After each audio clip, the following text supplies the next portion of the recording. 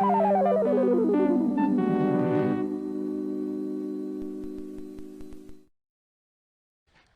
everybody, it's your old friend Ocean City, and today I will be watching and reacting to all the intros from Mr. Belvedere. Surprisingly, a show that I don't know that much about, and I'm trying to think why. It has everything I like: Bob Uecker, a silly premise, and a lot of Bob Uecker. I don't think it was too heavily in syndication in Canada when I was a kid. Maybe because Bob Uecker is Mr. Baseball, and Canada thought it wouldn't play in our country. That's a possibility. Of course, nowadays, Mr. Belvedere is best known. There's a legend that on set he sat on his balls so many times they had to be taken to the hospital. But you know what? I don't want to play these games, tell these scurrilous stories about Mr. Belvedere's testicles, because he's an artist. You know, he's a working actor just like you and me. And if I sat on my own balls, I wouldn't want anyone talking about it. And I don't, because I tuck them.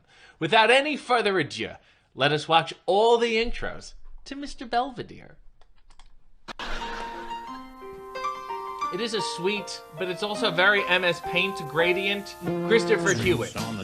Yeah, it's a weird New Orleans jazz thing. It's already too American. And he was a homeless, he was kicked out. And then they took this family, took him in, and they said, he'll be our butler, but we'll like him so much. We get it, you want to go to Pittsburgh. And this poor kid broke his arm. Rob Stone. Is that the real Robert Stone? And they have so much fun. Tracy Wells. This is, of course, as we've come to realize, the first season intros are just still photos because they have nothing from any episode. And there's Bob Uecker. Look at him being a dad as George. Not a last name. Bob Uecker is Bob Uecker, really. We get it. Mr. Belvedere's going to Pittsburgh, and here's Pittsburgh. Doesn't really feel like Pittsburgh, but it's an odd... You know, you start fancy, we get it, he's in England or wherever the hell he is. Much better logo. Oh my god, and now he's offensively British and a cook. He can do it all, I guess is the point. He's a man of the world, and he's had some dealings with some foreign dignitaries. See, now there's the footage. Here's the footage from the first episode. He comes in and Uecker's like, I don't like this guy, but then everyone likes him for some reason. And that's the hard thing. There's another Rob Stone again with the skateboard and the broken arm. That was a theme here. Although he never seems to have it in any episode. The frustrating thing about Mr. Belvedere was that he was supposed to be a butler. Then they liked him so much, they just let him do a shitty job. You know? It's very unfortunate. You see him bake things, but you don't... When he does extra stuff, he doesn't get fired. They can never get rid of him. It's an alpha male struggle. And Uecker is, you know, not one to beta, shall we say. I love this logo, though. The shiny red logo is so much better. But everything else is very, very cheap. And maybe that's a problem with the show. And it did last for a while. We're now in season 3 here. I'll tell you something, this doesn't feel like Pittsburgh to me, though. This feels like the upstate New York house from Who's the Boss. It's like the same shit. They must have got the same person to design this house, the Who's the Boss house, Family Ties, maybe even like a Gimme a Break. Ugh, it's just disgusting. They had like one kind of wallpaper. And it is very funny that Bob Uecker's playing with that football. Ah, you want some cream in your lap, Bob? This fancy British butler music does not work against the jazz. And then the jazz is not Pittsburgh to me. And this is him Butler of the Year, Mr. Belvedere 1. I don't like this intro. Even this, he was Winston Churchill's butler. Like, what is this? He's the world's greatest butler? It's just stupid. He's your get out of jail free card, you know? And then why did he become essentially homeless and had to go to Pittsburgh? Had to beg for a job. That's what I'd like to know. And he was really, you know, this is, you got Alf going on, things of that nature, of a normal family, and one thing off, and one weird character.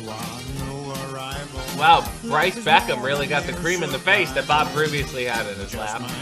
Bob Uecker really looks great. This is, and that's, I guess, the frustrating thing about Mr. Belvedere, is it's really about Bob Uecker, but he's not Mr. Belvedere. It's very frustrating, you know? if you got rid of Mr. Belvedere and it was just Bob Uecker and family, count me in. I'm not crazy about Christopher Hewitt, and I can see why. He does seem like a guy who would have hanging balls. Rob Stone is now much older, so is Tracy. Everybody. Yeah, Uecker, they're in that age of like, Bob Uecker was like 60 for 40 years. It's really quite an achievement. And I don't get this. What magazine is he on? Like, if you're so famous, if you're the Butler of the Year, why are you begging to be in Pittsburgh with Bob Uecker, who doesn't even like you? It didn't work for me, you know? And maybe that's the problem, and maybe that's why I shied away from getting the full Mr. Belvedere experience. I don't like the mixing of the live action and the still photos. It's a lot. And that was a big late 80s, early 90s thing, was to take the two still photos and then morph them as if there's some sort of animation. Like that was difficult for them. When the rest of the show is full motion, it's live action. There shouldn't be a problem. This theme song sucks. And the fancy British piano part doesn't even remotely line up with the jazz part. Neither is good. It sounds like the Wings intro. And then you go into that Leon Redbone kind of business. I don't like it. It doesn't feel like Mr. Belvedere. It doesn't feel like Bob Uecker. Is that Dick Clark? He probably produced it. I don't like it. The deeper I get into this, I liked it better from afar. And other than you, I don't think anybody here went on to too much more success. Which is weird that the show went on for this long, yet also sucks this much. You know? Yeah. It doesn't have the pathos I need. Uecker is the funny one. I think maybe that's the problem here. He's too much of a ham. He's not the straight guy like a Charles Grodin who could be annoyed by a Beethoven. He's annoying, and Mr. Belvedere is also annoying, so you really got two annoying guys already, and then the rest of the family is a wash. You know, really, when you think about it, Christopher Hewitt sitting on his balls might have been the most interesting thing that happened in this entire show. Well, those were all the intros to Mr. Belvedere, and I guess other than Bob Uecker, the sooner we forget about it, the better.